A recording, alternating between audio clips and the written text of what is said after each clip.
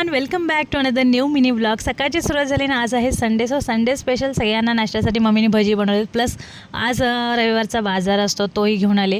त्यानंतर तर झाली संध्याकाळ आणि संध्याकाळी अंगणात बसून चहा पिण्याची मजाच वेगळी आहे, हो की नाही।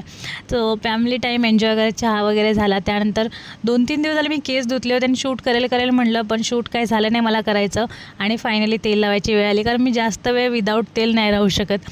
मग ते संध्याकाळ झाले, अतुलचा आणि मम्मीचा शूट चालू आहे, माझी इकडे वांगी चिरायचं चालू आहे। मम्मी बोलली मी फोडणी देईल, फक्त मला चिरून दे, पण तिचा शूट चालू होता म्हणून म्हटलं आपणच करूया।